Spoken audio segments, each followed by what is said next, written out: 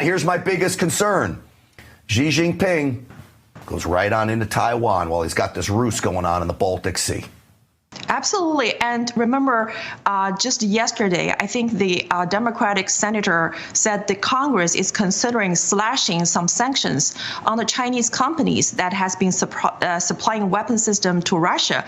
I mean, after 2 years, now it might be too late. And you know what? Part of the impact of the U.S. sanction against Russia is to increase Russia's dependence and close relationship with the CCP, with Xi Jinping. And just like what we have seen in the Tucker Carlson's interview with Putin. I mean, Putin is saying Xi Jinping is the best friend, but China is not. China, not Russia, is America's largest existential threat. I mean, you know, China has already been speeding up the de-dollarization. So more sanctions, meaning that more countries in the BRICS will ditch the US dollar and increase the internationalization of the Chinese currency, which is a terrible consequence of the sanction. Again, you know, it fits right into Xi Jinping's plan. Everything you just spelled out weakens America. And it all depends on our response, too, and how we respond to this. I hope we don't fall for his trap here. But I appreciate you, Nicole Sy, bringing this information to us. We'll see if these military exercises, these naval exercises in the Baltic Sea start anytime soon. But I know the whistleblowers inside the new federal state of China risk their lives to bring us this information. And we're grateful for that, Nicole Sy. Thank you. Thank you so much. My final question is why hasn't the U.S. slashed the same level of sanction and isolation and pressure against the CCP than they have done to Russia? This is how CCP approach people. They befriend you. They always come at, I want to be your friend. I have your best interest in heart. Okay, let me help you to be successful. If you're a politician, I'm going to donate. I'm going to actually work voluntarily at your campaign and help you to spread your message. This is always their approach, is to befriend you. And then they offer, because we are human beings, we have desires. You know, a lot of people get into politicians because they believe they can make a difference, okay? And they want to advance and influence people and make a better living for themselves. So, I mean, they started all great, have a great aspirations, have great role models. But the CCP is really good at making sure that you look another way. When they're doing something not so pretty to look at it, they're making sure they give you that satisfy your desire. For example, pride is always the first thing before people fall. They pamper your ego. They invite you to China and they treat you like a king. They say, you're the best, you're the smartest, you're the awesomest of the most awesome politician out there. So you actually believe that you are the best in the eyes of at least the CCP. And the second is sexual predation and sexual bribery. And then the third is the money. So these are the slowly, gradually erode your morale. And not say they're all illegal. They're possibly legal. For example, donation is legal, right? So you're a politician, you're running campaigns. You know, your biggest donor is coming from the United Work Front and one of their pawns, who is a local Chinese leaders, and donate to your campaign. But this is where I'm saying is when you notice something that CCP is doing that doesn't click for you, you trying to ask more questions, probe what's going on. But because for self-interest, you would actually shut up.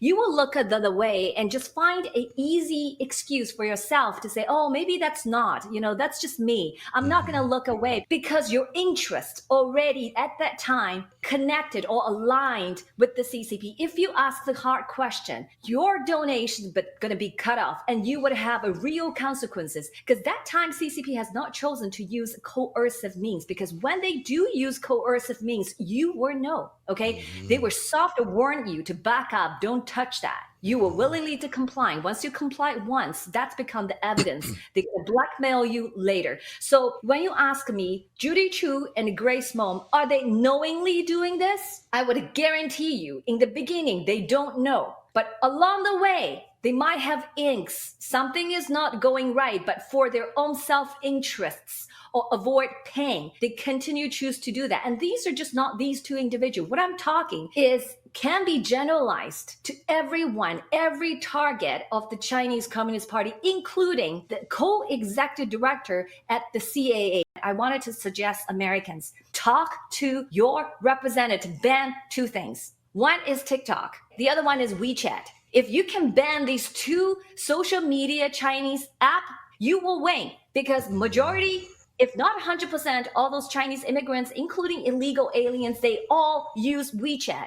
Of CAA's annual report, they even mentioned they established 3 WeChat groups, and this is their outreach group and pumping on propaganda the CCP wants them to pump. And then they lie. The CCP lie. Those propaganda of fake propaganda. On top of it, through WeChat, through TikTok, they can monitor people's mobilities. They know exactly where people go. They know exactly what people talk.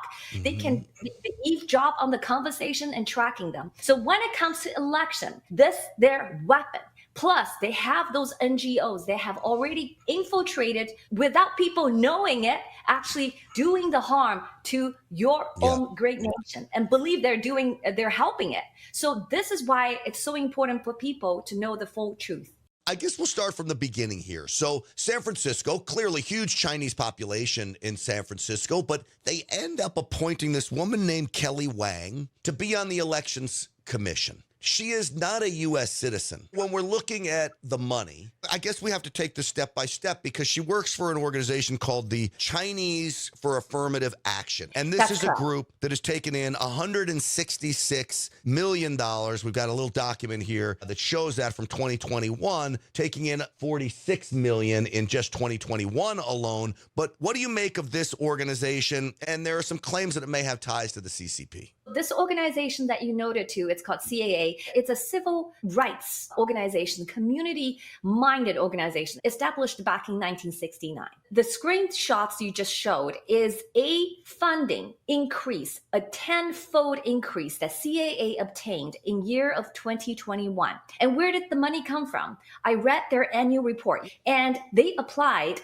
for a budget money that was budgeted by the state, California state. That money is called API equity budget. The whole budget is $166.5 million for 3 years. The CAA got tons of millions of money out of that big budget. But now who advocated for actually setting aside at $166.5 public money for this API equity purpose? It's a group of politicians, a state level politician. They have a group, they call themselves as Asia American Pacific Islander Legislative Caucus. And pretty much majority of them overwhelmingly are basically elected officials. At a federal level, okay, at the 118th Congress, there is another group, their counterpart. And guess who are the chair and the vice chair of the caucus, Asian and Pacific Islander Caucus at a federal level? The 2 chairs, the vice chair and chair, one is Judy Chu. The vice chair is Grace Meng. Judy Chu is a congressional leader from California and has been proven, has compromised by the CCP. That's a sitting member of a Congress. And the second vice chair is Grace Meng from New York, congressional district leader from New York. She is also very in deep cahoots with the Chinese Communist Party's United Front Work Department. So these has been exposed by the new federal state of China by a whistleblower previously. So we go all the way to the upstream and telling you where the CCP influence had come from. Mr. Singleton, we know that Chinese collect all sorts of data, including biometric data, which is concerning. I remember that when I first got here, one of the things that I learned is that some of these agents, some of these heredity agents, programs, whatever, they get this information, and some of them are owned by Chinese companies. What can they do with that kind of information, do you think? Millions of Americans have had their DNA sequenced by certain other American companies.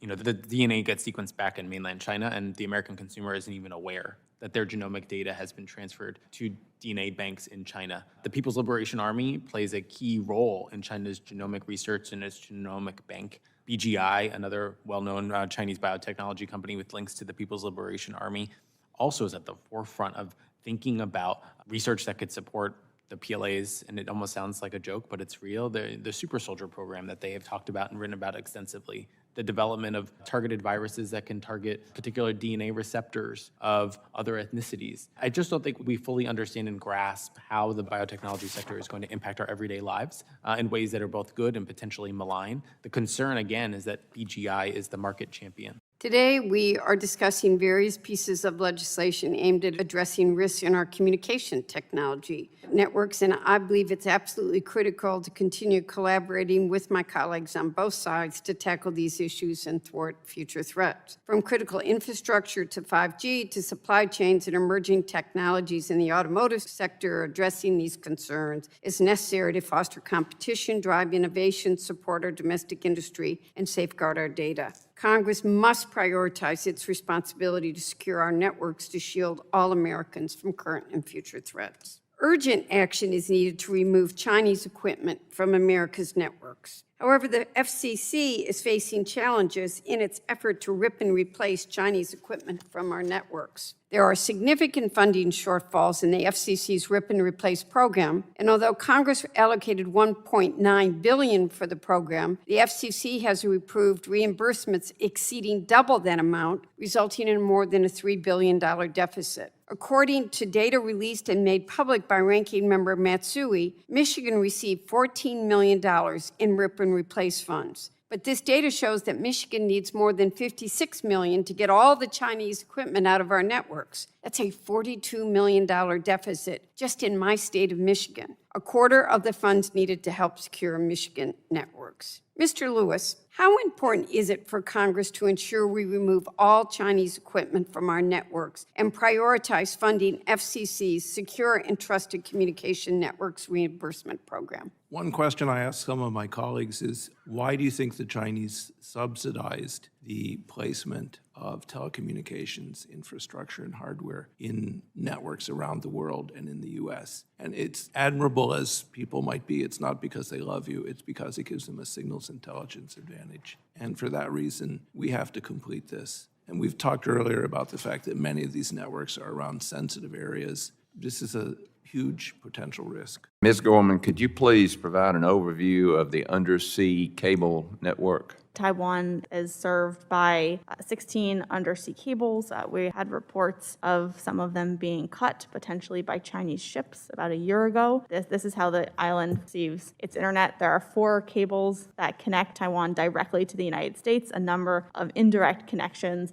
But I think what's concerning is that many of these cables are owned by multiple consortia of stakeholders from around the world, from around the places that they're connecting. Most of Taiwan's submarine cables do have ownership from Chinese telecom providers, China Mobile, China Telecom, China Unicom. So in an event of a Taiwan crisis scenario, I believe they would be at risk. So the vulnerability there is the Chinese Communist Party would cut these lines and cut that service out? That's certainly a risk, and that the population would lose its access to the internet. When that happened